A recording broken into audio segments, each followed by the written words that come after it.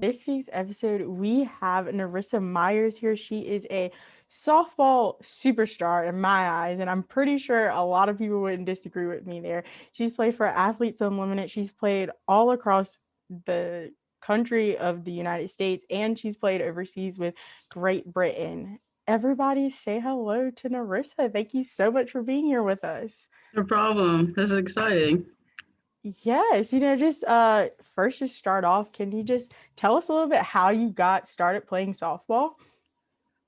Surprisingly enough, I played slow pitch for like a good portion of my life, which is like unheard of for most fast pitch athletes, professional at that. But my cousin and I played slow pitch for like such a long time. And then I had a friend, her name was Devin Lacombe, and she was like, "Hey, we could try out for, this fast pitch team." And I was like, I'm not really interested in fast pitch. Like, I didn't even think about like, hey, I could go to college for this. Like, it's like, And she was like, just try it, you'd be great.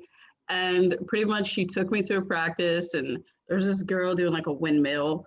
And I'm like, oh my gosh, like, what is this? And from there, I think, was I in high school? Maybe I was like in 8th grade or 9th grade. It's like, which is extremely late nowadays to start. But that was like my first experiences of playing fast pitch. I was old. I was really old. Yeah, But because you see those girls out there and they're like 5 years old and they're like got their bat that like weighs more than they do. right. And like up until recently, people were getting recruited at that age. Like they had been playing, and colleges were like, "Hey, I want this kid. She's gonna, she has a great upside, yada yada." And I was like, I'm just having fun. Like this could be cool. Like I wasn't really in that scene yet. That's so cool to hear because I feel like most people when they think of like, going to college for a sport, especially, they think, oh, if I wasn't started by 8 years old, like I'm over. No, and a lot of the times it's more so the parents. Parents can be crazy. They're Yes. like, "Oh my gosh, you need to be doing this, this, and this, and you're only going to focus on softball." And I'm like, let your kid be a kid. Like, allow them to play other sports. It develops other parts of their body. Um, and then they can indulge in what they might want to do for the remainder of their life, or because when you get in college, they're like, okay, it's kind of like a job. We're Hmm. paying you money to do well at this, and we also want you to be a student athlete at the same time. And the parents don't have that schedule. They're not waking up at 6 a.m. They're not going to weights, and then you got to study, and then you have a test, and then you're on the road. Like they're not doing that. So low key, parents are a little crazy, and that's probably a lot of the reasons why kids or teens are like, oh my gosh, I'm not recruited right now. I'm nervous. It's because they're parents. Ah, it's Yeah. mine. Sometimes, they say your parents are the thing that either really helps you get that to next level or they're really there to stop you. Yeah, most definitely. Assuming from that statement, your parents were super supportive of, your decisions in playing softball, going to fast pitch. Like, were they like, okay, Nerissa, do whatever you want to, girl?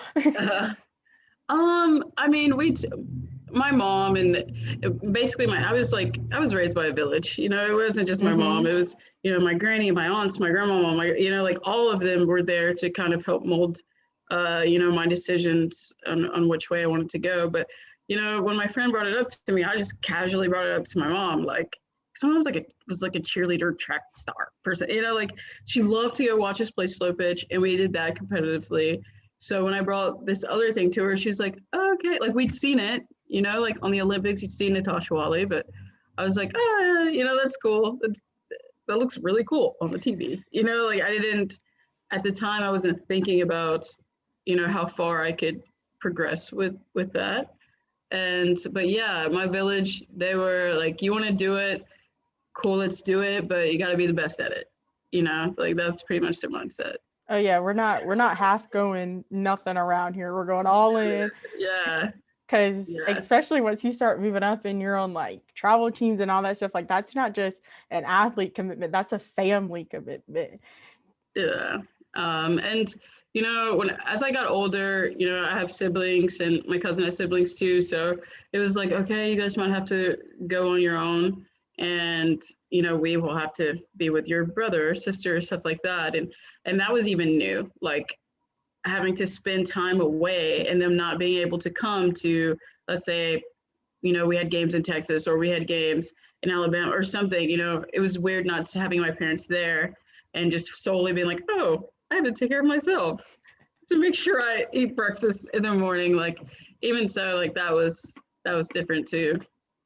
Yes, but those are the memories you take with you, and that they did it. It's not like they just didn't want to be there, but No, yeah. No, I grew up a lot. It was a lot of growing up, especially leading into college years. Yeah, where they're like, okay, bye, have Yeah. fun. Yeah, they were like, oh my gosh, you're by yourself. Like, low key in college, I didn't know what type of soap my mom bought. I didn't know. I didn't know anything. I was like, oh, I don't know what type of toilet paper she get. Like, oblivious to world, like the real world. You just went to go get it, and it was there, and that's all that mattered. Yeah, basically, it's crazy. So talking about college, like, can you tell us a little bit about like how you ended up at Louisiana, how like your recruiting and stuff like that? So basically, from what I remember, my cousin and I, we were at like some tournament with Louisiana Voodoo, and I think at the time Coach Joy, she was the assistant coach for UL, and I'm not really sure how Coach Mike got involved, but I'm pretty sure she saw my cousin and I play, and I think she like texted him or called him and was like, hey, you need to see these two girls. And with us, we were pretty much a package deal. Like, we could go separate, but we had never been separated.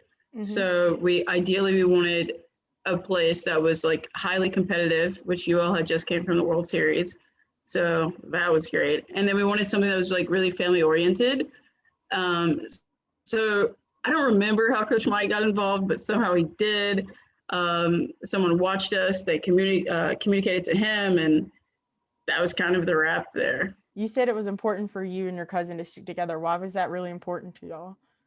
Because we're 11 days apart. Like she has my mom's birthday, I have her dad's birthday. We've just always been connected at the hip, and anything she was into, I was into. Like, we're very different, but we're very protective, and we're like sisters, even though we're not. So it's like I'd never been that far away from her. So I was like, I don't even know if I'm going to be able to function, but we had the talk, like, because we did get like a couple of different offers. It was like from northern schools. And I was like, okay, well, one, do we want to go that far away from home? And two, like, how are we going to talk? How are we going to, how's it going to be? So we just kind of settled on like, we would like to do something together.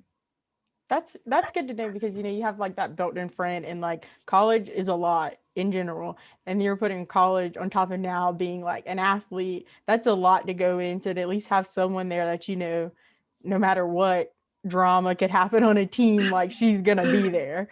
Yeah, no, it was great. I mean, we weren't really apart until my first year in pro, because she got drafted but she didn't go. So I was like, oh my gosh, I'm here by myself. And not only am I here by myself, if she was here, she'd be like on a different team. And so the next year she came and we were on the same team again. And then my third year, it was the first time that we'd ever played against each other. And I was like, oh my gosh, we'd get to the field and I was like, I'm so happy to see you. Like, this is great. Yeah, it's crazy to have like a person that you're that connected with.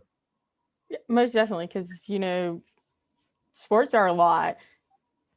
Teams of sports are a lot, and especially when you're talking about a team full of girls, that is just it's a whole lot. So to have that somebody there, that's really important. How was that crossover? You talked about all the training and stuff y'all had to do. How was your crossover between going from high school travel ball softball to college? You did a lot in college, so obviously it worked out pretty well for you. I was a knucklehead. I'll say, because we started so late, we had a lot of raw talent. So I was very athletic. I'd be like, okay, I can get to these balls. Like, I understand hand-eye coordination and stuff like that. But as far as digging deep and, understanding what muscles do what and what I'm looking for and having those type of game plans, I I didn't quite understand that yet. And I didn't quite understand what trusting the process or how quickly I needed to make adjustments. Like all of these things were new to me because, like if you're getting recruited from college, surely you're one of the best on your team. And then Coach Mike was like, oh, in the middle of a Texas game, I'll never forget. He was like, oh, you're going to slap. I'm like, what? Never slapped before. Like, I'm a true lefty, but I've never moved my feet. So that was interesting to try and figure out and get down. So my freshman year, I struggled a lot with, softball IQ, and the game just seemed like a little too fast at the time. But luckily, I was able to stay like over the summer, and I did a ton of training and went to summer school and just more training. And it was like seeing my batting average go from like, I don't know what it was, like 275 or something to like 350 I'm like, oh, this is like night and day. You know what I mean? Like, you're going to have to work to get me out because I've worked too hard for this. But it was a lot of hours with him, just, talking the game, understanding the game, and a lot of hours just hitting and, understanding defensive footwork and shifts and all of that. It was crazy. From freshman to sophomore year, it was like, ooh, a lot. I'm a big softball girl. I feel like, maybe in another life, that would have been my thing, but prior to quarantine, wasn't a very outsidey person, especially in the hot months. So, I feel like that's where my calling got missed. But, I would see softball on TV, always loved the World Series, especially. And I didn't start quite tuning into, I do live all the way in North Carolina, so Louisiana wasn't coming on my TV like that. But when it came around and I would like see you guys, and I was like, they're good. Why is everybody so hot double in Alabama and Florida? And then like, let's talk about Louisiana. Like, how was that, going to Louisiana when you were like, hey, we're good, but we're not getting as much attention as everyone else? I think we understood going into certain things, and I'll say that was a part of the coaching. Like when Coach Mike always talked about what people would say bigger teams or stuff like that, like he never referred to them as bigger teams. Like he was always like, softball doesn't know who's on the other end of it. It's about how well you compete and how well you execute. Not necessarily in those words, but basically that was the message. And I think that it was quite unfortunate, at times where people would say like, oh, well, they're probably not going to win this game. But that was more like my freshman and sophomore year, like they came off the World Series. It was like, oh, we're shocked that they're there, and then my freshman year, we had a lot of seniors, but we also had a lot of freshmen. So it was like, that mix, but somehow we still made it to supers. And then it was like by my sophomore and junior year, because I think my junior year we were like ranked 6th or something in the nation. It was like people were like, okay, like, look, we're going to have to really game plan on how to face these hitters because they've clearly done their homework. And if we're not on our A game, they could take these games from us. So I think I was in like a wave, so at first I was like, oh my gosh, we're having to work our butt off to just get a little credit, whether that's at school, even though we're playing top ranked teams and winning opponents. And that was all the way from freshman to graduating, trying to get recognition there at school because you're a woman's sport, saying like, I'm a top ranked program. We should be able to have these type of batting cages. We should be able to have this and that, which I think they have it now, but that was definitely a fight when I was there, softball versus what football brings in or whatever. So that was difficult just in-house. So out of house, it was like eventually the world was like, UL, they're a force to be reckoned with. And, now they're on the uphill climb and that's really great to see. I love it. I love, you got to fight for what you want. And that's what y'all did. Because a lot of teams, especially now, we have the internet, which is a thing. And they'll see like, oh, we're not, and then they'll go off talking trash. And the next game, they'll lose by like 13 runs. And they're like, well. Yeah. we got that right about y'all. And then they're sitting there like, okay, that was just a bad game. And they're like, but that was your only shot to be on TV. And now, people are kind of assume that you're not that great when you just had a bad day. But especially in women's sports, you can't afford to have a bad day. No, I'll say we had bad days. I mean, some days definitely weren't as great as others. Fortunately for us, those games weren't necessarily on TV. But I would say, like, my freshman year, we went to UCLA, and UCLA won the World Series that year, and that was hard. We were on TV, and they were clearly the better opponent. I mean, the better team. So, we did look like maybe we shouldn't be there, but it wasn't necessarily that. It was like their team they were going to win that year. Like they're the World Series champions. Like I can don't come at us. They beat everybody. Like you lost 2 at the World Series. Don't try to play me. So I mean, people could look at that and be like, I don't know. But then you could also look at it and say, this is a team full of freshmen and with a couple of seniors and only 2 pitchers, and they were able to overcome LSU. They were able to overcome Texas A&M. They're supposed to be here. So it really just depends on what narrative you're trying to play. They're always there's an angle somewhere in there, and they will find it no matter what. Yeah, most definitely. You went to the pros, and you had a pretty good career there. Did you, after you went to college, and you were like, okay, this is working out pretty good. Like, when did you decide, hey, I'm gonna take this route and go pro? I don't know. Like, I wasn't. We had played like the MPF team, like all-star team, either my junior or senior year at some point in like the fall.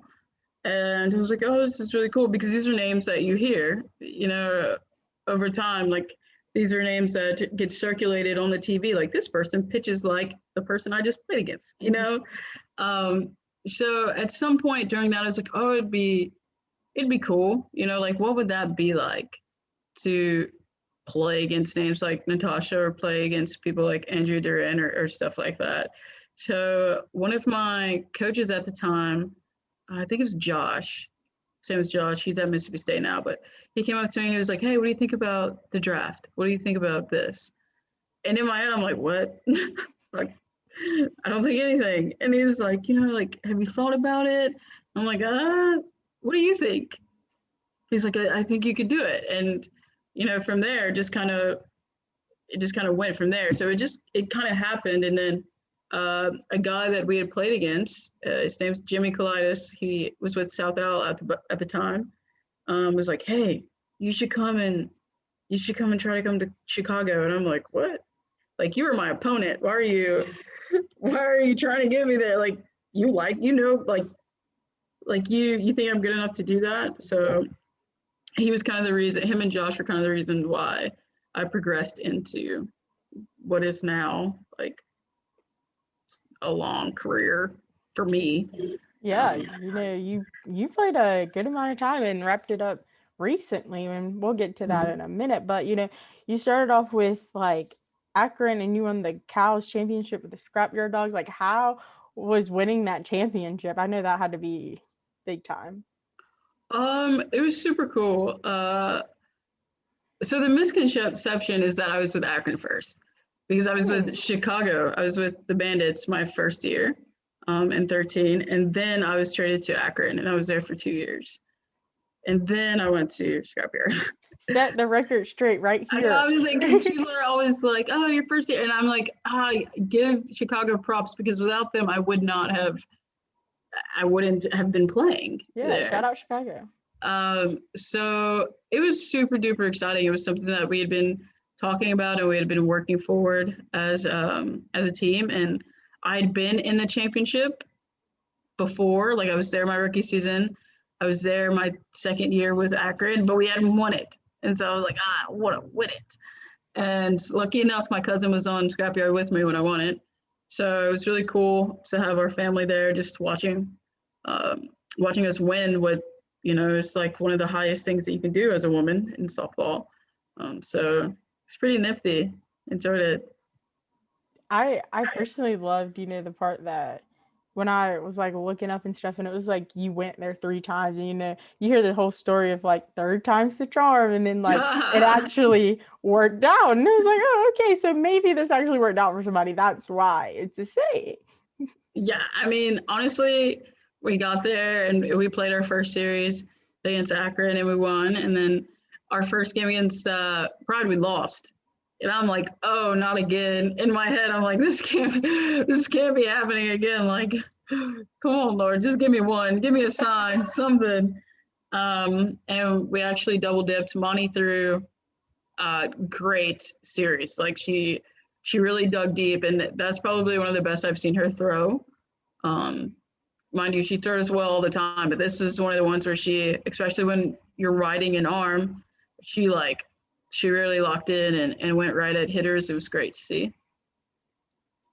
Love to see it. Happy that you finally got that, because after that, you spent your time there and then you left and went to Great Britain. Like, what? Yeah. Like, who saw that coming? I don't know.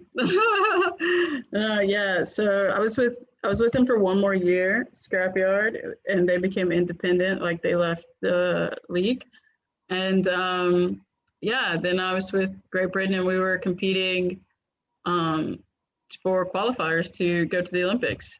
So that was really dope. Those girls are awesome. It was, that was probably the most stressed I've been in my life. I mean, you had to be. You just left, something you're really comfortable with. They changed the program, they changed the ways, and now you're in Great Britain. Like, how did you sit down and you were like, okay, I gotta figure it out? But how did you end up getting to Great Britain? It was a discussion with one of our coaches at Scrapyard.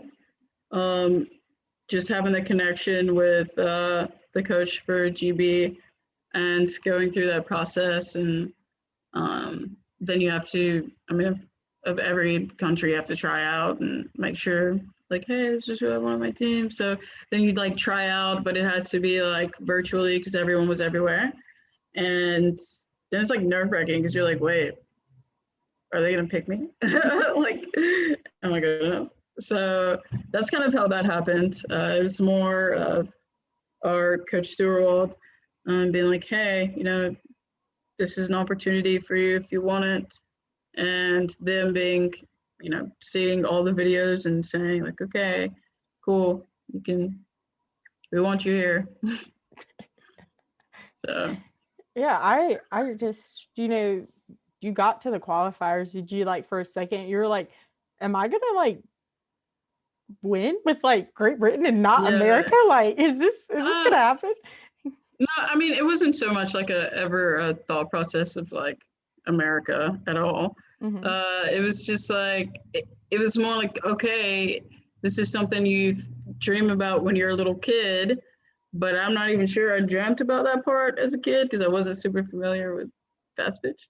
But I remember talking to my aunt and be like, I could go to the Olympics. Like I could be there in one game, in a couple of hours, I could be that. And her being like, I know. And me being like, yo, that's crazy. Cause I mean, you think about it, but in reality, I think in your head, you're always like, not really. Like that's not really gonna happen. Not to me.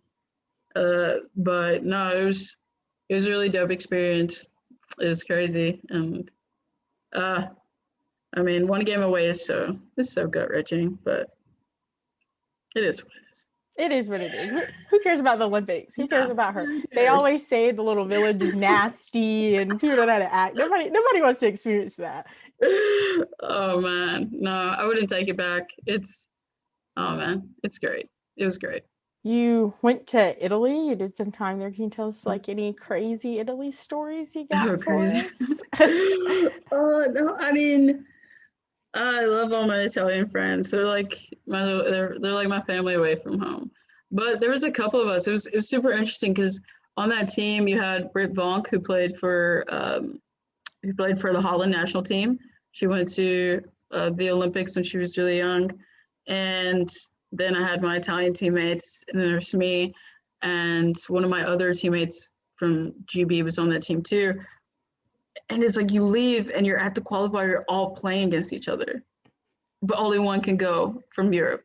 Like only one in the Europe Africa qualifier. Like we all have to fight and be like for that one spot. So it was super awkward when we got back. It was like, Italy won, and now we're in Italy. So I mean, it was crazy because GB beat Holland, and then Italy beat us. So it was like nobody was really happy except for Italy. But no, Italy's amazing. They're super passionate people. Even the girls that are going to the Olympics, like Marta's super passionate, great arm, like loves the sport. Vinya, her name's Laura Vinya. She's young, but she has so much passion. Like, I love it. I love it. Like, they're super duper passionate and loving and very sincere. Like, they're all great. You know, I have to just ask, as someone that's never been to Italy, is the pasta better? Yes, but I mean, the food in general is like top tier. I mean, the pasta, the wine, like everything is. It's great. It's it's so good. I mean, they will prepare, and most things are fresh versus like packeted and shipped to America. Yeah, like it's, oh my gosh, getting it firsthand, it's good. But you kind of came to the rear end. Most people know you for right now for Athletes Unlimited. I actually spent a whole episode talking about that. If y'all listening, go back and listen to it. I can't tell you what number it was, but you'll figure it out sometime soon. And and so how did that like come to your perch? Did you reach out to them? Did they reach out to you? How did we get there? It's kind of a little bit of both. So in Italy, I was like, after the qualifier was a super big blow. You know, like it's like, well, what do you have left to do, or what do you have left to prove? Like, you could have went to the Olympics but didn't. So you know, so what's left? And I was actually coming home, or I went to visit some of my family, and Rachel Fico texted me. I was like, hey, what do you think about this and this? And it had something to do with AU, and I'm like, I don't know. I haven't thought anything about it, to be honest with you. I just almost lost a chance to get to the Olympics. Like, let me be sad. And so she's asking me about it, and she was like, hey, just, you know, if you're interested, you could reach out. And I was like, well, are you playing? Because she just retired, like, from playing with Chicago. I'm like, are you? And she's like, no. I'm like, well, why would, you know, like, I don't know. It was funny. But so I ended up reaching out, and eventually I kind of talked to Sherry, and she took me through like the whole model of how things were going to be ran, because it was different. And you know, just like what they were looking for and stuff like that. And I was like, oh, okay, cool. And then they reached back out and were like, hey, you know, do you want to? Do you not want, like, we got to make a team figured out. Yeah, like, so that's kind of how it went down. What was something that really excited you? Because, you know, they have the scoring system and the different ways of the team. What was like, oh, okay, maybe this is something I think we need to check out? I think the names was really exciting, you know, because those are all a group. Every girl there is very competitive. I mean, from one to the last one, like everybody's like, you know, I wouldn't say we're dogs, but like, you're like, you know, they can ball. They can ball. Yeah, like they're out here to compete at a very high level. So I think that intrigued me the most. Like, you, from one till whoever's the last number was, like, everyone has a background, everybody's here to compete, everybody's trying to win. Like, that was great. And I love seeing that.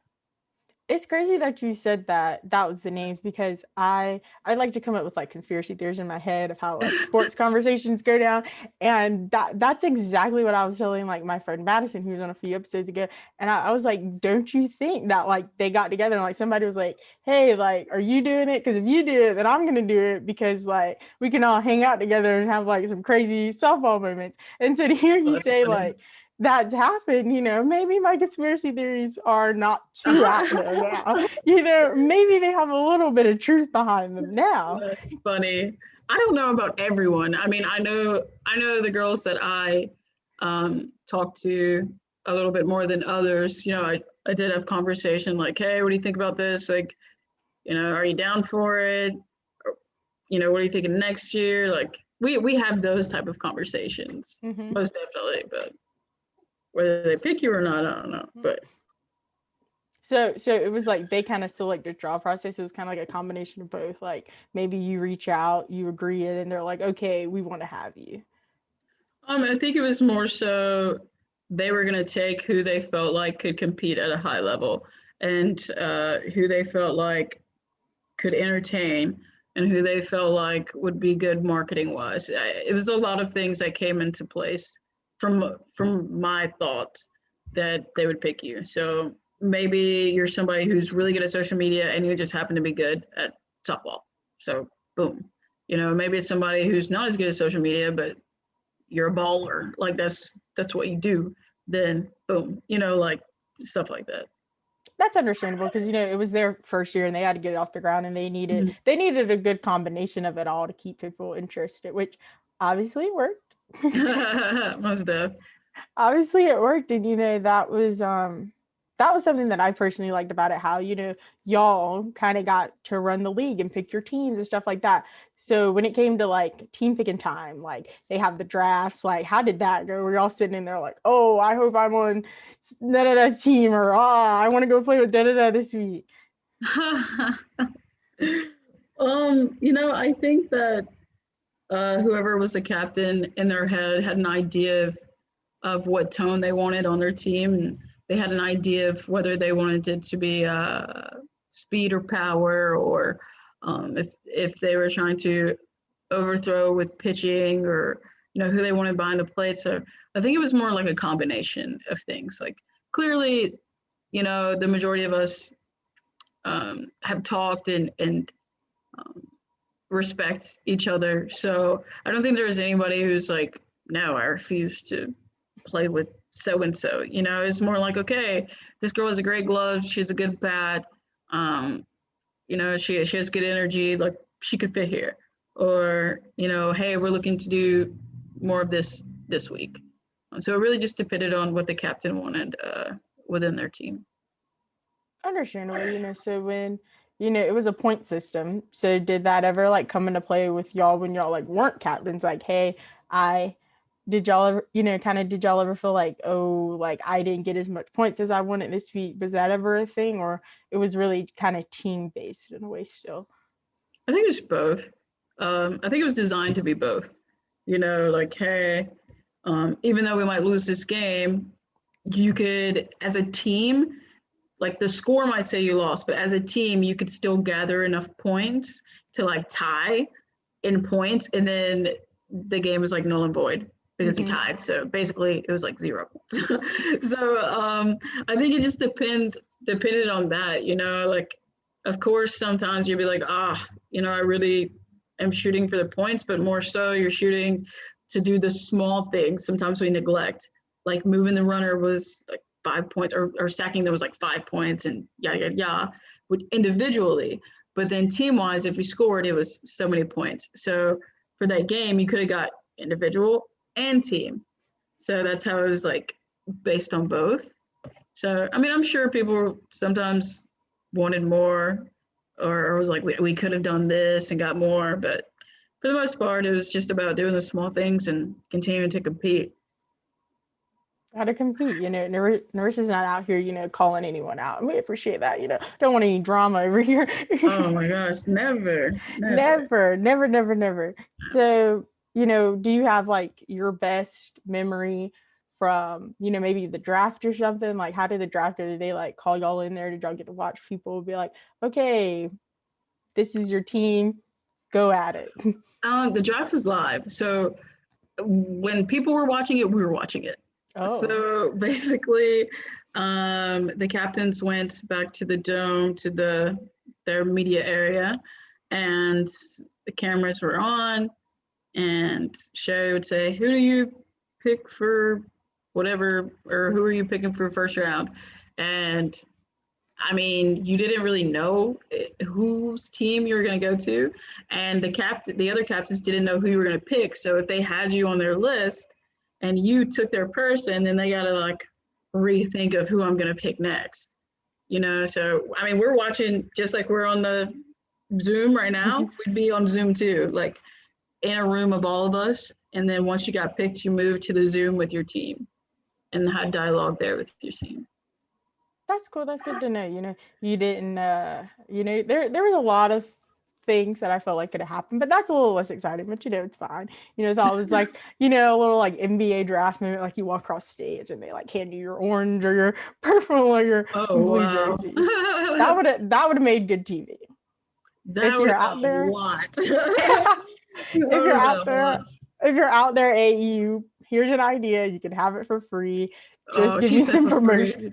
Just give you a little promotion behind it. You better make your money, girl. You can just have a little promotion behind it. But that was your last season that you just ended up with AU. And how did you come up with that? How are you like, okay, I'm putting the bat down and I'm heading into coaching? Well, I mean, like I said, after the qualifier, it was just emotionally and physically, like it was such a big blow, I think. And I'm really big on like competing for something. Like I do better when I'm competing for something. And that something is not necessarily money, but it could be money,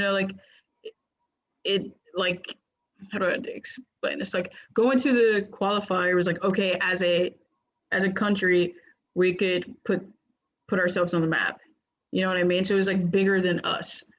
And then coming back and not necessarily having that feeling because, I mean, Scrapyard was no longer in the MPF.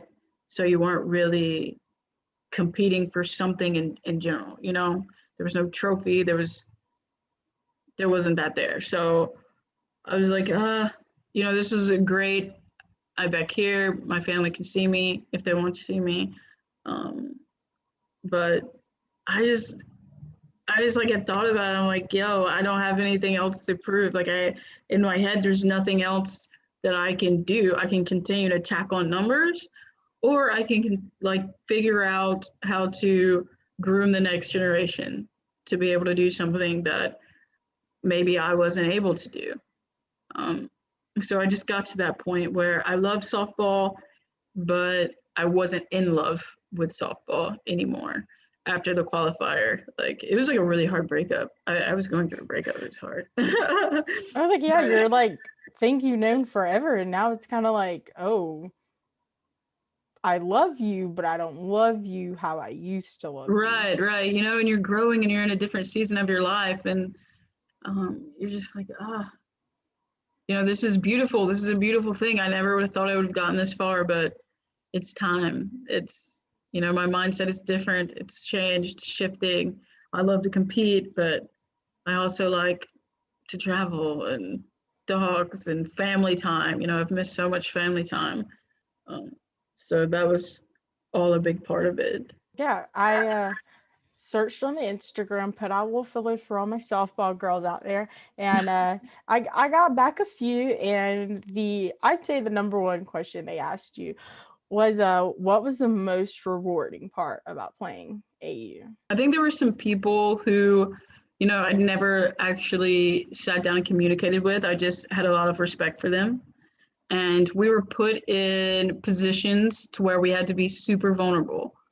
And you'd think that girls are like, oh my gosh, I can be vulnerable, but that's not the case sometimes with athletes. Like It's really difficult for them to like open up and share. And we were put in a lot of positions where, we're trying to open up and share and learning about yourself. And that was probably the most memorable is having all of this dialogue with people. You're like, oh my gosh, I thought you were mean, but it was bigger than like your normal softball team, because instead of like a softball team, you had an entire league of women that were not only some cool softball players, but they were like great women also. Yeah, they're people, like who on the outside world, they don't realize, how much you go through. And then, like the only people who really know how you feel emotionally and why you've continued to play or why you've decided to hang up your cleats are the people there, you know. And there was like a poem that Haley and Janie wrote, or I think Janie wrote, but Haley read it at the retirement part. And it was so beautiful because she's, you know, speaking all of these words that are like, you know, no one knows why you do this and no one understands the life that you're going into afterward, basically. And the only people who do is that group. That sounds like a great poem. Maybe if you're out there, Haley. You know, more than that, but Yeah, like yeah, that's. yeah, yeah, yeah. Yeah, maybe we'll hear it one day. Haley, you want to come on? I think it's on Twitter somewhere. I think they posted it. Yeah, I'll find it and link it It's in the beautiful. description. It really is. Down below. You're at Coppin State, you know, you're coaching. Would you say that's giving you that competition and thing you were kind of like missing from when you were playing in softball later on in the years? I think I'm competitive. It doesn't matter what I'm doing. Like, oh my gosh, you could be walking to the front door.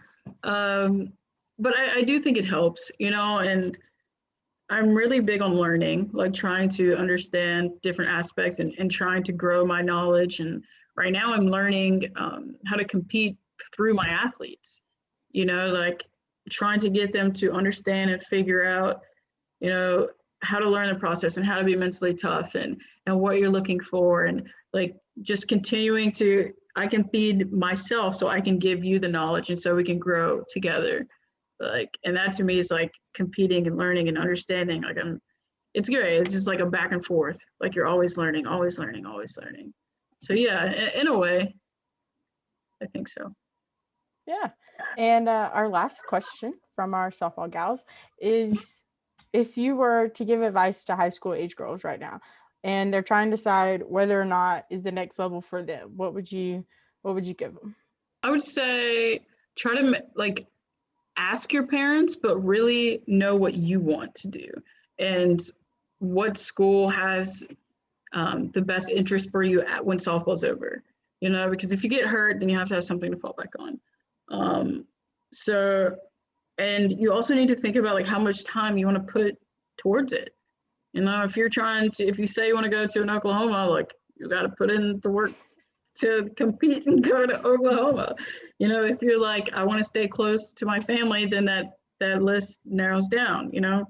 So just, you know, try to figure out how much time and energy you want to spend building yourself for this game, because it does take a lot of time if you want to excel at it. And if you don't, that's fine too. Just have an understanding of that, you know, because you don't want to sign to a big D1 knowing that your heart is really not in it. You know, you're doing it because you're good at it, but you don't really want to put the time in. Like there's a school that fits you. It doesn't have to be that big school that puts a lot of time and effort and goes to the World Series every year. So be true to yourself. You don't got to tell anybody why. Just be true to yourself. So, Yes, you don't have to explain yourself to nobody. If it's right. good with you, it's good. It's your life. They have Facts. questions. Tell them. You can go ask your questions to yourself about your life. This is true. But yeah, thank you so much for coming on, Nerissa. This has been so fun. Let everybody know where they can find you, where they can find Coppin State softball team. They want to check y'all out anytime soon.